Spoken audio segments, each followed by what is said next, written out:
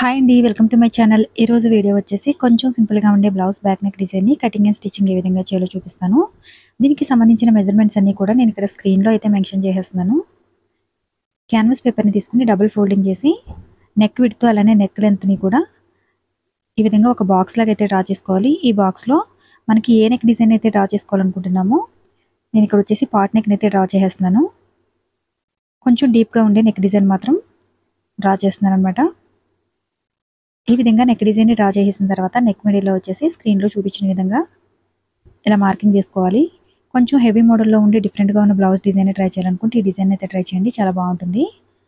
అలానే మన ఛానల్ ఎవరైనా ఫస్ట్ టైం చూస్తుంటే సబ్స్క్రైబ్ చేసుకోండి. పక్కనే ఉన్న బెల్ బటన్ని క్లిక్ చేసి ఆల్ ఆప్షన్ని క్లిక్ చేయండి. ఆల్ ఆప్షన్ క్లిక్ చేసిన వారికి మాత్రమే నోటిఫికేషన్ వస్తుంది.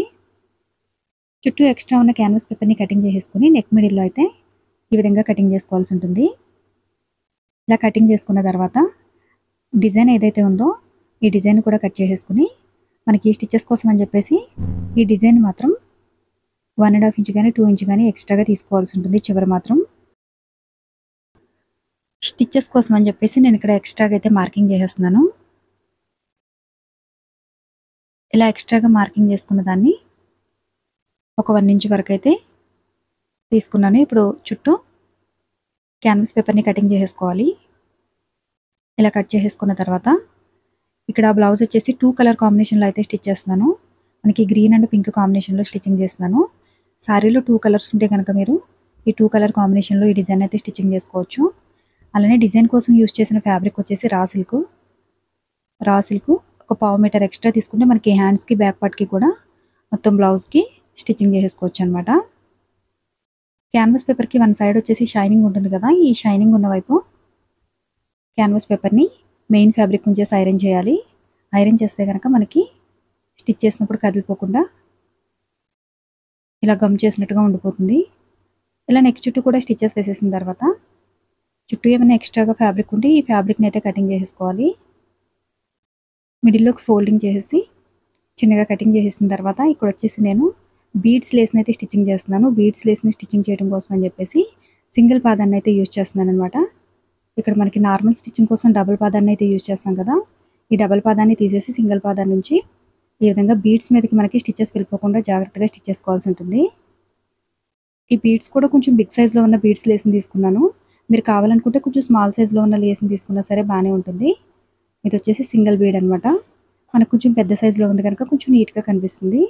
అలానే చివరి బీడ్స్ని స్టిచ్చింగ్ చేసేటప్పుడు మనం చాలా జాగ్రత్తగా అయితే స్టిచ్ చేసుకోవాల్సి ఉంటుంది అనమాట. బీడ్స్ ఎక్కడ కూడా మనకి పాదం కిందకి వెళ్తే కనుక బీడ్స్ పగిలిపోవడం లేదంటే సూది విరిగిపోవడం జరుగుతుంది.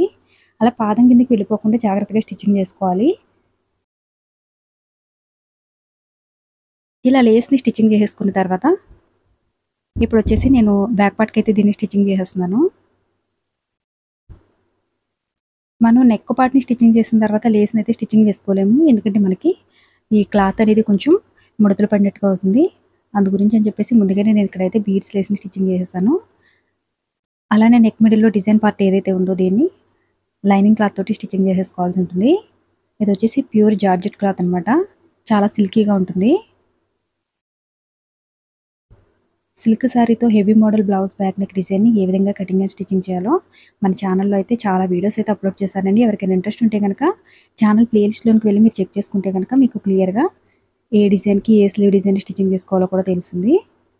ఇలా కంప్లీట్గా మొత్తం స్టిచ్చింగ్ చేసేసిన తర్వాత ఎక్స్ట్రా ఉన్న ఫ్యాబ్రిక్ని కటింగ్ చేసేయాలి.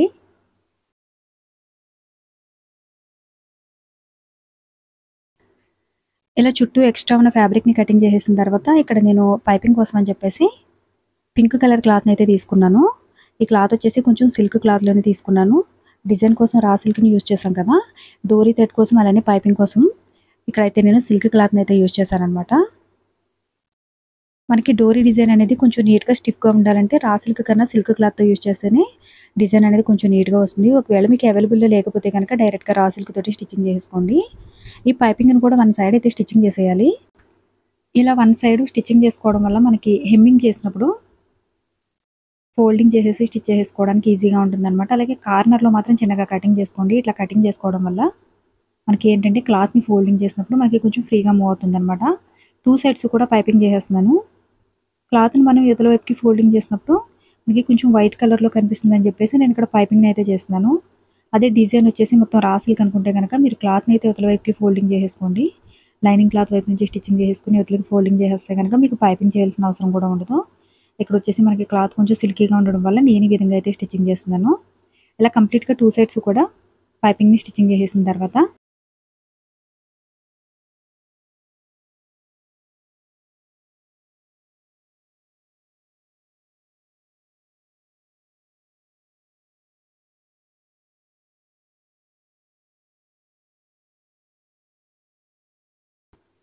ఇక్కడొచ్చేసి నేను డోరీ థ్రెడ్ కోసం అని చెప్పేసి సిల్క్ క్లాత్‌ని యూజ్ చేస్తున్నాను. మీకు అవైలబుల్‌గా ఉంటే సిల్క్ గాని, జార్జెట్‌ని గాని యూజ్ చేసుకోండి. మీకు ఒకవేళ అవైలబుల్‌గా లేకపోతే గనక రా సిల్క్‌ని యూజ్ చేసినా బానే ఉంటుంది. మనకి డోరీ థ్రెడ్ అనేది కొంచెం రౌండ్‌గా ఉండడం కోసం అయితే మాత్రం సిల్క్ థ్రెడ్‌ని యూజ్ చేస్తేనే మనకి సిల్క్ క్లాత్‌ని యూజ్ చేస్తేనే మనకి కొంచెం ఈజీగా ఉంటుంది. డోరీ థ్రెడ్ అయితే మనకి మరీ సన్నగా కాకుండా అలానే కొంచెం లావుగా కాకుండా కొంచెం మీడియం సైజ్‌లో ఉండేలాగైతే స్టిచ్ చేసుకున్నాను నేను. మీకు ఇంకొంచెం సన్నగా కావాలనుకుంటే గనక స్టిచెస్ అనేవి కొంచెం దగ్గరగా వేసుకుంటే గనక మీకు ఇంకొంచెం సన్నగా ఉంటుంది. అలా కాదు కొంచెం లావుగా ఉన్నా బానే ఉంటుందని అనుకుంటే మీరు ఈ విధంగా స్టిచ్చింగ్ చేసుకోండి. ఇలా కంప్లీట్‌గా క్లాత్‌ని అయితే అవతల వైపుకి ఫోల్డింగ్ చేసుకోవాలి. సిల్క్ క్లాత్ అయితే కొంచెం మనకి ఫోల్డింగ్ చేసేటప్పుడు క్లాత్ అయితే కొంచెం మనకి కొంచెం హార్డ్‌గా అనిపిస్తుంది. ఈ విధంగా డోరీ థ్రెడ్‌ని అయితే మొత్తం మనకి ఎన్ని పీసెస్ అయితే కావాలో అన్ని పీసెస్‌ని కూడా కట్ చేసి పెట్టుకోవాలనమాట. నేను ఇక్కడ వచ్చేసి ఒక 6 పీసెస్ దాకా అయితే స్టిచ్చింగ్ చేస్తున్నాను.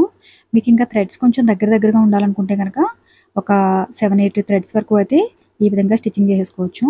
అలానే బీడ్స్ కూడా నేను ఇక్కడ కొంచెం బిగ్ సైజ్‌లో ఉన్న బీడ్స్‌ని తీసుకొని స్టిచ్చింగ్ చేసుకున్నాను. ఒకవేళ మీకు బీడ్స్ సైజ్ కొంచెం పెద్దగా ఉంది అని అనుకుంటే గనక దీనిలోనే కొంచెం స్మాల్ సైజ్ తోటి బిగ్ హోల్స్ ఉన్న బీడ్స్ ఉంటాయన్నమాట. వీటిని తీసుకోవచ్చు. ఇక్కడ నేనొచ్చేసి బిగ్ సైజ్‌లో ఉన్న బీడ్స్‌ని అయితే తీస్తున్నాను. ఒక్కొక్క థ్రెడ్‌కి వచ్చేసి 3 బీడ్స్‌ని అయితే స్టిచ్ చేసుకుంటున్నాననమాట. మీరు కావాలనుకుంటే గనక ఒక్కొక్క దానికి 2 గాని లేదంటే సింగిల్ అయినా సరే బానే ఉంటుంది. నేనైతే కొంచెం హెవీగానే స్టిచ్ చేసేస్తున్నాను. కామెంట్ సెక్షన్‌లో బీడ్స్ కలర్ చేంజ్ అయిపోతుందని చెప్పేసి కామెంట్ పెడుతున్నారు. మీరు బీడ్స్ తీసుకునేటప్పుడే కొంచెం క్వాలిటీలో ఉండే బీడ్స్ అయితే తీసుకోవాల్సి ఉంటుందనమాట. ఏ బీడ్స్ అయినా కలర్ అయితే చేంజ్ అయితే కొంచెం ముందు వెనకైతే కలర్ అయితే చేంజ్ అవుతుంది. కాకపోతే మీరు తీసుకునేటప్పుడు కొంచెం క్వాలిటీ మంచి క్వాలిటీ అయితే గనక మీకు కొన్ని రోజులైతే కలర్ షేడ్ అవ్వకుండా ఉంటుంది. ఇలా స్క్రీన్‌లో చూపించిన విధంగా ఒక 1 ఇంచ్ గ్యాప్ ఉంచేసి మొత్తం థ్రెడ్స్ అన్నీ కూడా స్టిచ్ చేసుకోవాల్సి ఉంటుంది. ఎవరికైనా వీడియో నచ్చితే గనక కంపల్సరీగా షేర్ చేయండి. అలానే లైక్ చేయండి. లైక్ చేయడం వల్ల మరిన్ని ఇంట్రెస్టింగ్ వీడియోలు అప్లోడ్ చేయడానికి సపోర్ట్ చేసినట్టుగా ఉంటుంది. అలానే మన వీడియోని ఇంకొంతమందికి చూపించడానికి వీలుగా ఉంటుంది. లైక్ చేయడం మాత్రం మర్చిపోకండి. ఎవరికైనా వీడియోకి సంబంధించిన నోటిఫికేషన్ రాకపోతే గనక ఒకసారి మన ఛానల్‌ని అన్‌సబ్స్క్రైబ్ చేసుకొని, తిరిగి సబ్స్క్రైబ్ చేసుకొని పక్కనే ఉన్న బెల్ బటన్‌ని క్లిక్ చేసి ఆల్ ఆప్షన్ మాత్రం క్లిక్ చేయడం మాత్రం మర్చిపోకండి. ఇలా మనం స్టిచ్ చేసి పెట్టుకున్న మిడిల్ పార్ట్ ఏదైతే ఉందో దీన్ని స్క్రీన్‌లో చూపించిన విధంగా ఈ విధంగా స్టిచ్చింగ్ చేసేసుకోవాలనమాట. డిజైన్ అయితే చాలా చాలా ఈజీగా ఉంటుందండి. చూడటానికి మాత్రం కొంచెం హెవీగా కనిపించినా సరే ఎవరైనా ఈజీగా స్టిచ్చింగ్ చేసేయగలుగుతారు. ఇక్కడొచ్చేసి నెక్ చుట్టూ ప్లెయిన్‌గా వదిలేయకుండా నేనైతే మీడియం సైజ్‌లో ఉన్న లేస్‌ని అయితే స్టిచ్చింగ్ చేసేస్తున్నాను. ఒకవేళ మీకు లేస్ స్టిచ్చింగ్ చేసుకోవడం ఇష్టం లేకపోతే గనుక స్కిప్ చేసేయండి లేస్ పార్ట్‌ని మాత్రం.